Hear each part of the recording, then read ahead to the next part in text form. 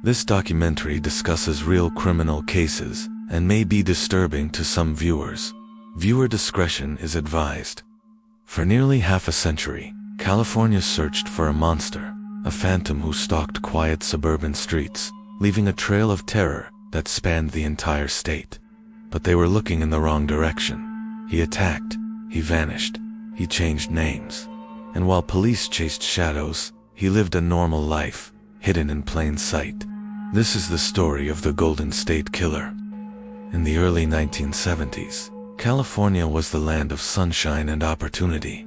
Suburbs were expanding, families were moving in, and communities felt safe. Doors were often left unlocked. Children played outside until dusk. It was an era of trust. But in 1974, in the city of Visalia, a series of strange burglaries began to chip away at that sense of security. Homes were entered quietly, often while residents slept. But the intruder wasn't interested in cash or jewelry. Nothing valuable was ever taken. Instead, personal items were rearranged, moved from one room to another, or small, sentimental trinkets were stolen. It was bizarre and deeply unsettling. Police dubbed the phantom perpetrator the Visalia Ransacker. They believed he was a local troublemaker, a petty thief with an odd fixation. At the time, no one could have imagined that this was only the beginning of a reign of terror that would last for decades. These strange break-ins were a rehearsal, a quiet prelude to a much darker symphony of crime. By 1976, the quiet unease in Visalia had migrated north, exploding into full-blown panic in Sacramento County. A new terror appeared, far more violent and audacious. Victims described a masked man who struck in the dead of night. He knew neighborhood layouts intimately, exploiting bike paths, canals, and backyards to approach and escape unseen. He would spend hours inside his victims' homes, a silent, menacing presence. He became known as the East Area Rapist. The sheer volume and frequency of the attacks were staggering, creating a climate of fear that gripped the entire region. The police were overwhelmed. They believed they were dealing with a local predator, someone who lived and worked in the very communities he was terrorizing. Reports flooded in. Composite sketches were released, plastered on telephone poles and in newspapers. Patrols were increased, and community watch groups formed, but the attacks continued, spreading from one neighborhood to the next with chilling precision. He seemed to be everywhere and nowhere at once, always one step ahead. Over the next decade, similar crimes appeared across California, moving south along the coast. Different counties, different methods, different victims. In Southern California, he was known as the original Night Stalker, responsible for a string of brutal murders. But for years, law enforcement agencies failed to connect the dots. Authorities in Sacramento, Contra Costa, and Orange County all assumed they were dealing with separate criminals. Each department worked in isolation, guarding its own files and leads. In an era before shared databases and centralized DNA systems, information rarely crossed county lines. The East Area Rapist case was Sacramento's problem. The original Night Stalker was Southern California's nightmare. The idea that one man could be responsible for such a geographically widespread and varied crime spree seemed impossible. The truth, that a single predator was evolving and adapting his tactics across the state, wouldn't emerge for decades. He was a man of many names, and the fragmented investigation allowed him to continue his rampage, unchecked. By the mid-1980s, the attacks suddenly stopped. As mysteriously as they began, they ceased. There was no final confrontation, no arrest, no suspect, and no explanation. For the investigators who had dedicated years to the case, it was a frustrating dead end. For the victims, it was a life sentence of unanswered questions and lingering trauma. Families were left without answers, their lives forever fractured by the violence. The case files, thick with reports, sketches, and dead-end leads, were eventually packed away and labeled cold. The East Area Rapist and the original Night Stalker faded from the headlines, becoming a dark chapter in California's history. Many detectives and investigators believed the killer had likely died, moved abroad, or been incarcerated for some other, unrelated crime.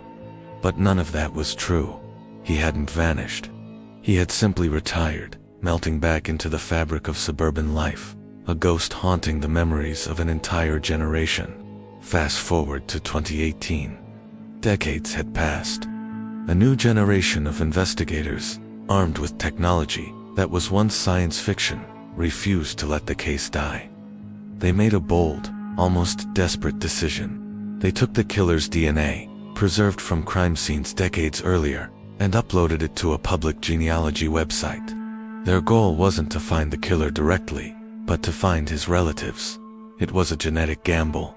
The DNA profile matched distant cousins who had submitted their own DNA for ancestry research. From there, investigators like Paul Holes began the painstaking work of building out massive family trees, tracing back generations and then forward again, searching for a male of the right age who lived in California during the crime spree. One by one, names were eliminated, until one man stood out. A man whose age, location, and history fit the profile perfectly. His name was Joseph James D'Angelo. The shocking reveal sent ripples across the world. D'Angelo wasn't a shadowy drifter or a monster hiding in the fringes of society. He was a former police officer, a Vietnam veteran, and a grandfather. He was a man who had been trained to investigate crimes, to understand police procedure, and to avoid detection. He had used his knowledge to prey on the very communities he had sworn to protect. For decades, he lived unnoticed in a quiet Sacramento suburb. Neighbors described him as quiet, sometimes prone to angry outbursts, but ultimately ordinary. He worked, raised a family, and grew old, all while harboring one of the darkest secrets in American criminal history. The monster they had been hunting for nearly 50 years wasn't in some far-off place.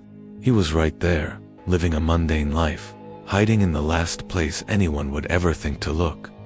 In April 2018, investigators surveilled D'Angelo and secretly collected a DNA sample from his car door handle. It was a perfect match to the killer's DNA. He was arrested outside his home, bringing an end to a 44-year manhunt. In 2020, to avoid the death penalty, Joseph James D'Angelo pleaded guilty to 13 counts of murder and dozens of other crimes.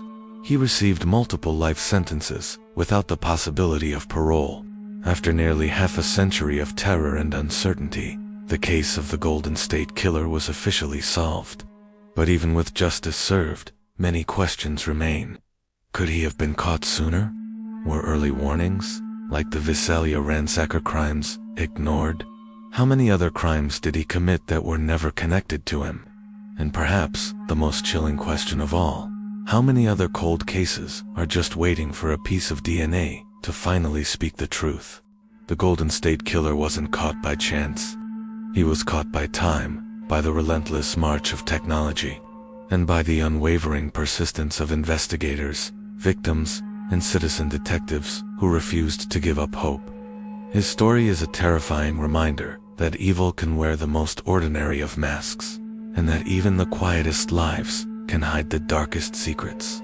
Thanks for watching. If you found this story compelling, please like this video and subscribe to our channel for more deep dives into fascinating cases. Stay safe out there.